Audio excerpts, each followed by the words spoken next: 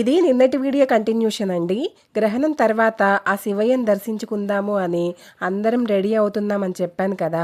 So తిరుపతికి దగ్గరలో శ్రీకాళహస్తి ఉంది కదా, అక్కడికి వెళ్తున్నాము. గ్రహణం తర్వాత ఇలా శివాలయానికి వెళ్ళి దర్శనం చేసుకొని పూజ చేయించుకుంటే చాలా మంచిదంట. మీకు తెలుసా?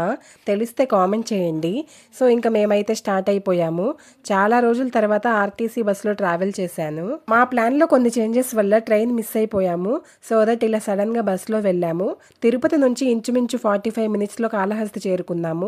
చాలా రష్గా ఉండడం వల్ల 2 అవర్స్లో అయిపోవలసిన దర్శనం 4 అవర్స్ పట్టింది. ఫస్ట్ అయితే టెంపుల్లోకి వెళ్ళి రాహుకేతు పూజ చేయించుకొని ఆ తర్వాత ఆ శివుని దర్శనం అయితే చేసుకున్నాము. దర్శనం అయితే చాలా బాగా జరిగిందండి. ఇంక టైం ఏమో 11:30 అయిపోయింది. ఎర్లీగా నిద్ర లేవడం వల్ల అందరికీ బాగా ఆకలేసి ఇంక టెంపుల్కి దగ్గరలోనే ఉన్న చిన్న హోటల్లో బ్రేక్ఫాస్ట్ అయితే కంప్లీట్ చేసుకొని ఇంటికి రిటర్న్ అయిపోయాము. మీరైతే ఇంక వీడియోని లైక్ చేయండి.